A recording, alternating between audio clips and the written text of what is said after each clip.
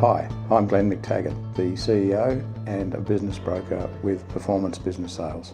I'm a city boy but then ended up in the country, started off in the Midland sale yards of all places, auctioneering, drafting sheep and cattle, then worked my way through the Wesfarmers system as a stocky and then eventually in our own business in a merchandise sense, and then ended up in real estate with them, and also I spent 3 years in the East as a business analyst with them when they took over Dalgettys.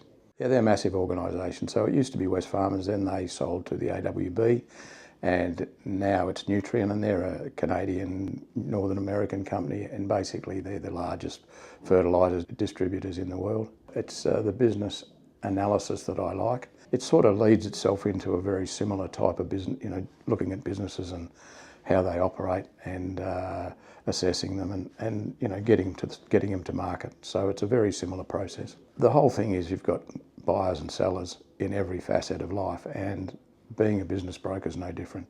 You've just got a different set of criteria that you have to meet. It's not like selling a house.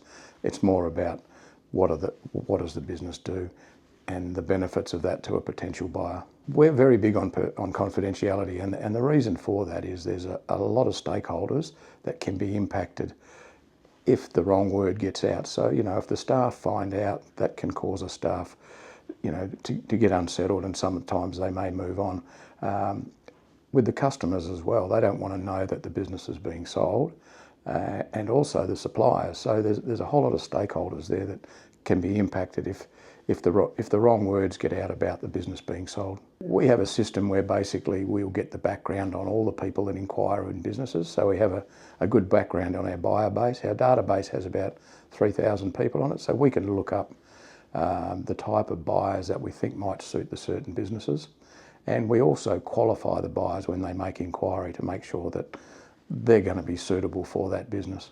Look, most of the time we get it pretty right, but always out of left field you're going to get one that sort of, you think that guy's never going to buy the business, and all of a sudden he puts an offer forward. So you've got to go through the process with everyone, and basically then the cream will rise to the top. Look, the business has a reputation because of the reports that we produce. So when an accountant or a representative of a seller or a buyer sees those, we get a lot of referral business because of the way we present the businesses and how we do the reports. And they're very, very comprehensive. Some of them go out to 100 pages. That sounds, a bit over the top, but the more information you can put in there, the less questions you get from a buyer, and the buyer has more confidence. Look, we try to specialise in industrial, manufacturing, service type businesses, and we have a reputation to be in that space, and we don't really want to move too much away from that.